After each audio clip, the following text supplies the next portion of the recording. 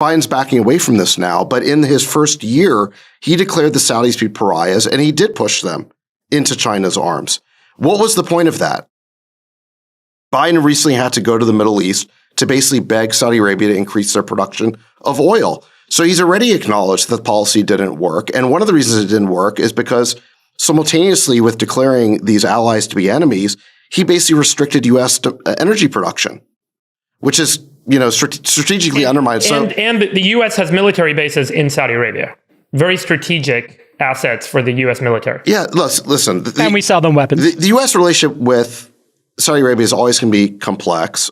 They're a complicated friend to have, but it's much better to have them as a friend than basically drive them into China's arms. And the reality is, whatever you think about the regime there and how oppressive it is, first of all, we don't get to choose the people running these countries. That's the lesson we should have learned over and over again from all these failed regime change operations. Second, do we have any reason to believe that if that regime got toppled, it would get replaced with something better? I think we all know that if the regime there fell, it would probably be replaced with something fundamentalist that we would like even less.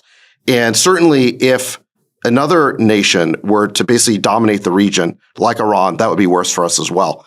So our relationship with them is complicated, but ultimately they should be, I think, allies of the United States, and we should not be working overtime to push them into China's arms.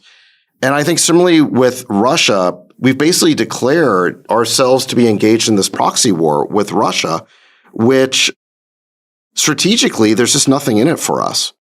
You can sympathize with the people of Ukraine all you want, but it's dangerous. You've said that in the past. I think the question is, does this China military exercise in Russia indicate an escalation of our conflict with China to you?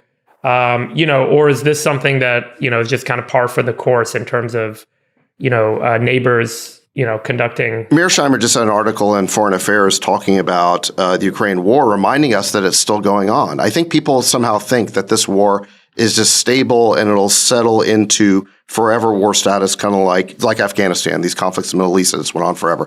It's actually very dangerous. It could always escalate out of control. And as long as it's going on, I think we just have to remember that it's going on. It poses a huge global risk. And I would say that one of the things that, again, we should be aware of is this idea that even though we have problems and conflicts with multiple nations, we still don't necessarily want to push them into each other's arms. Again, the Soviet Union and China during the Cold War being the key example. This principle of geopolitics goes back thousands of years to the Romans, right? Divide et impera, divide and rule. You do not want to unite your enemies. And what we've done here is we keep pushing them together. China and Russia historically have not been friends. They share long borders together. Neighbors generally have problems with each other. These are nations with serious conflicts or differences of interest. And we've made it really easy for China to turn Russia into the junior partner in that relationship.